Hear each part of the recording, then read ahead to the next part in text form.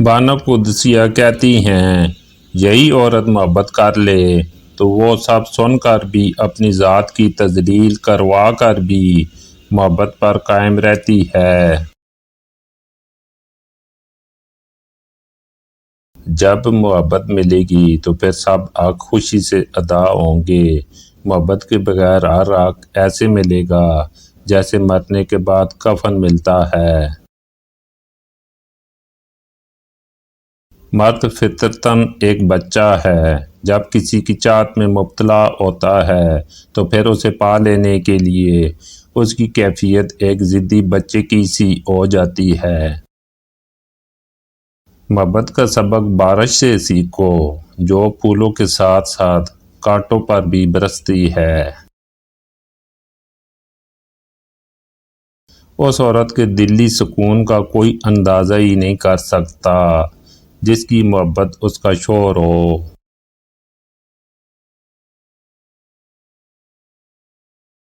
عشق میں مرد ہو یا عورت دونوں سے یہ کبھی برداشت نہیں ہوتا کہ ان میں سے کوئی کسی اور کے ساتھ ہو۔ مرد تو پھر بھی کسی طرح برداشت کرتا ہے، پر عورت ظاہر شاید نہ کرے، لیکن سکون اس کو ایک لمحہ بھی نہیں ہوتا۔ وہ چاہتی ہے یہ بس میرے ساتھ ہی رہے، اس کے لیے چاہے اس تیسری کو مارنا ہی کیوں نہ پڑے۔ میں آج تک نہیں سمجھ سکی ان لڑکیوں کو جو محبت میں والدین کا بہانہ بنا کر کسی اور سے رشتہ جوڑ لیتی ہیں اور الزام بھی مرد پر ڈال دیتی ہیں۔ انہیں محبت ہوتی ہی نہیں، ورنہ عورت ایک بار جس سے منسلک ہو جائے پھر مر تو سکتی ہے، لیکن کسی اور کا سوچ بھی نہیں سکتی، اور مرد تو پھر مرد ہے، وہ اپنے ساتھ کسی اور کا نام تک منسلک نہیں کرتا۔ میں ہزاروں ایسے مردوں کو جانتی ہوں جو کہ کنوارے مر گئے صرف کسی کی جھوٹی محبت میں۔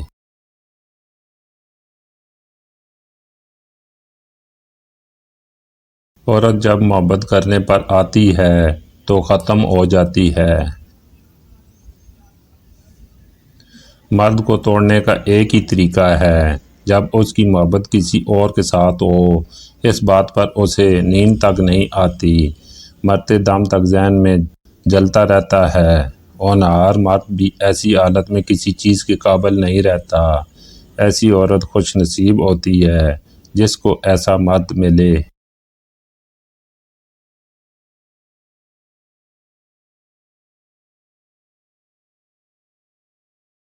محبت مٹی کے بنے رنگ برنگے چہرے دیکھ کر نہیں ہوتی، بلکہ روح سے ہوتی ہے۔ کبھی کبھی خوبصورت چہروں سے بھی نہیں ہوتی، اور ہو جائے تو کسی عام سے چہرے سے بھی ہو جاتی ہے، اور وہ ہمیں دنیا کا سب سے خوبصورت چہرہ لگنے لگتا ہے۔ محبت کا خوبصورتی سے کوئی تعلق نہیں۔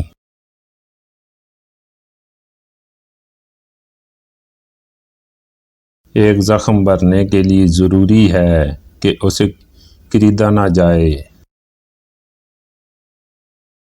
ایسا شوہر چنو جو آپ کے لیے اچھا ہو، نہ کہ آپ کے والدین یا بینک اکاؤنٹ کے لیے اچھا ہو۔ اچھا کوئی چنو جو آپ سے ہر وقت محبت کرے، جو غلطی نہ ہونے پر بھی معافی مانگے۔ آپ کو کھونے سے ڈرے، جو آپ کو خوش رکھنا چاہے، جو کبھی بھی رشتہ ختم نہ کرے۔ ایسے شخص کو کبھی مت کھونا جو ہر وقت آپ کے ساتھ رہا ہو، ورنہ زندگی بھر کہیں سکون نہیں ملے گا۔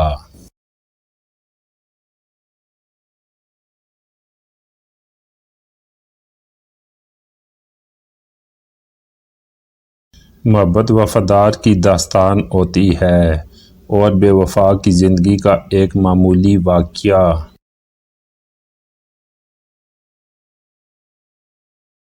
کسی کی بے وفائی کا یقین آ جائے تو انسان اندر سے اجڑنے لگتا ہے۔ شاید انسان جڑنے لگتا ہے اور شاید جوڑ ہی جاتا ہو، لیکن میرے خیال میں یہ اتنا آسان نہیں ہے۔ زندگی تسلسل کا نام ہے۔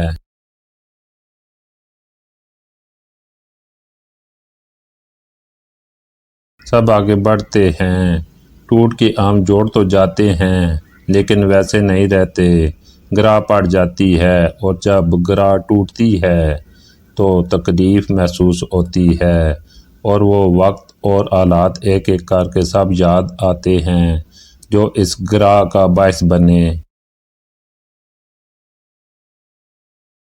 زیادہ شور کانٹے دار باڑ ہوتی ہیں، ان کے کانٹوں سے باہر والے ڈرتے ہیں اور اندر والے گریز کرتے ہیں۔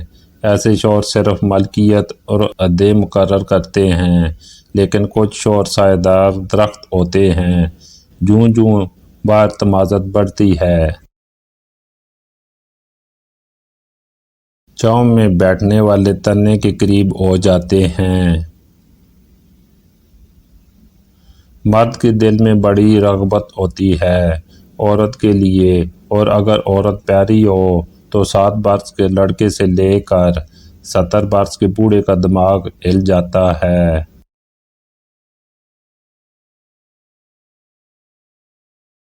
رشتے اور شیشے میں ایک خوبی سانجھی ہوتی ہے کہ یہ اندر ہی اندر اپنے تناؤ، اپنی بوجھ، اپنی سردی یا گرمی سے ٹوٹ جاتے ہیں۔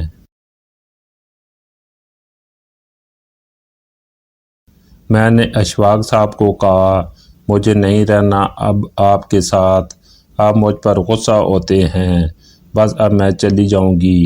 وہ بیٹھے مسکرانے لگے، میں نے اور سنائیں، وہ پھر سے مسکرانے لگے، میں سناتی رہی، وہ مسکراتے رہے، میری ہر بات پر وہ مجھے پیار سے بلاتے رہے۔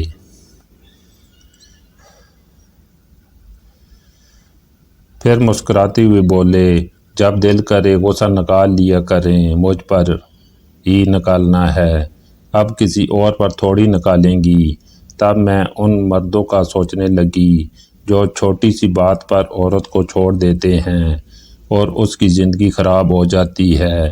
ایسے مردوں کو محبت ہوتی ہی نہیں، ورنہ اکثر مرد محبت کر لے تو وہ سب سن کر اپنی ذات کی تذلیل کروا کر بھی محبت پر قائم رہتا ہے۔ ایسی عورت بہت خوش نصیب ہوتی ہے اور میں انہی میں سے ایک ہوں۔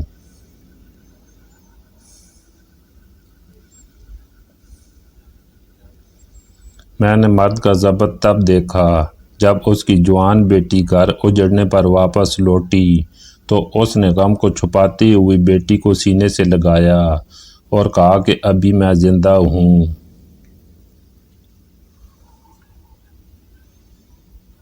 لیکن اس کی کھینچی ہوئی کنپٹیاں اور سرخ ہوتی ہوئی آنکھیں بتا رہی تھیں کہ ڈھیر تو وہ بھی ہو چکا، رونا تو وہ بھی چاہتا ہے، لیکن یہ جملہ کہ مرد کبھی روتا نہیں ہے، اسے رونے نہیں دے گا۔